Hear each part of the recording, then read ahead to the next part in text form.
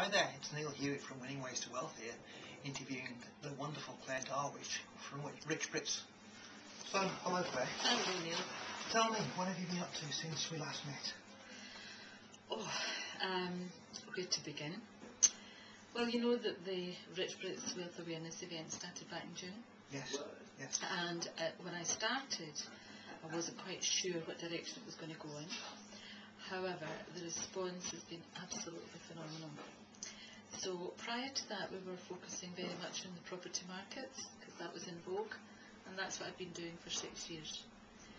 Now that there's been this big change and there's a lot of the market's still fairly static, people who were still looking to move forward but finding it difficult to get funding or source the right deal, changing their strategies, were emailing me or phoning me for guidance. And I thought the best way to support them was probably to get back into the public arena, but shift the focus from property, 100% property, to other income streams. So we're now delivering presentations on the stock market, trading the stock market safely, and also internet marketing, which is absolutely huge just now. There's a lot of people making good money on internet marketing. For others, it could just be a case of earning an extra £500 a month. Very, very easy to do that. So I've been doing that. I've been investigating social media networking, which is phenomenal. And I ran a course there just a couple of weeks ago, and it just blew everybody's mind. Very simple, easy to apply strategies. I'm using them myself. I'm telling other people about them. And I think the main focus on the events, though, has been around personal development. So it's changing attitudes because the market's changed. So we can no longer do what we've been doing for the past 10 years. We now have to look at other ways and cope with the impact that the current financial markets is having on our businesses and on our personal lives. So Tony Robbins says the most literal part of the system controls the system. Is that what you think? Absolutely. How quickly has it been for you to implement the change? It sounds very quick. It's been very quick, and what I've been doing, Neil, is listening to the audience and finding out what it is, what the challenges are. An awful lot of it is fear. They just don't know where to turn, and there's so much information available. A great number of them already have the tools and the strategies there, but they're not applying them because we're in a different marketplace and it's a bit alien. So the doors that were previously opened are now closed. What do we do next? And a lot of people are just standing still waiting on another door to open. But there's a good number that are actually forcing those doors open and creating new income streams. Not just investors, but also the lenders. I'm finding new products are becoming available. They're not available on the open market or through mortgage brokers. You have to go direct to the banks themselves, but there is funding available on certain developments. And there are some people that are still moving ahead and buying without any difficulty. So there's one door slammed shut, several doors are opening. Yeah, it's a great time for new opportunities. And it's your mindset that's being able to take advantage. Absolutely, that's my belief. There's been some good coverage on the television recently.